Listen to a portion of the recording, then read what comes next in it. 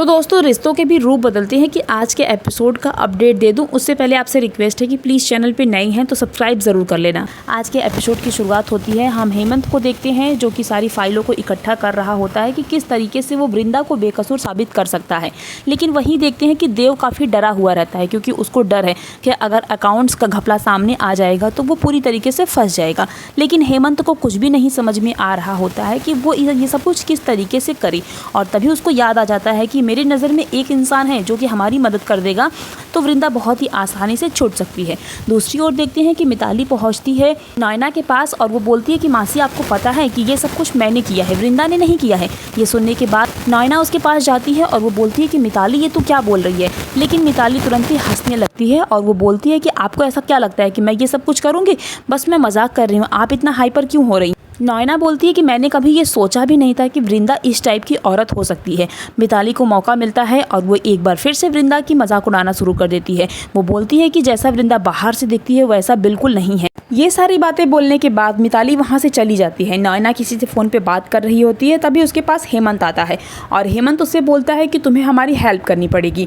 बिना कुछ जाने समझे ही नयना तुरंत ही मना कर देती है कि मैं तुम्हारी कोई मदद नहीं कर सकती, आखिरकार मैं क्यों करूँ तुम्हारी हेल्प। लेकिन हेमंत बोलता है कि तुमसे बेटर कोई नहीं हो सकता और मुझे लगता है कि वृंदा को सिर्फ तुम ही छुड़ा सकती हो। लेकिन नयना बोलती है कि तुम्हें जब कोई नहीं मिला है तब तुम मेरे पास आए हो, मैं तुम्हारी मदद नहीं कर सकूंगी।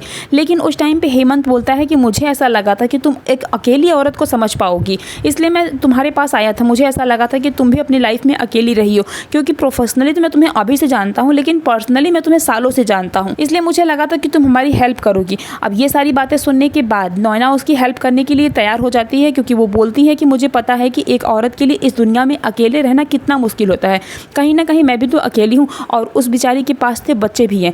बस इतना कहने के बाद नयना तुरंत ही उसकी फाइलें लेती हैं और वो छानबीन करना शुरू कर देती है और वो ये बोलती है कि वो ये सब कुछ बहुत ही आसानी से कर लेगी।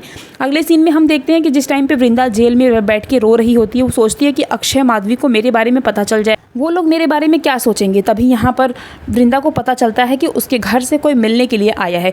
वृंदा सोचती है कि शायद मुन्नी आई होगी, लेकिन जैसे ही वो बाहर जाती है उसको पता चलता है कि वहाँ पे मिताली आई है।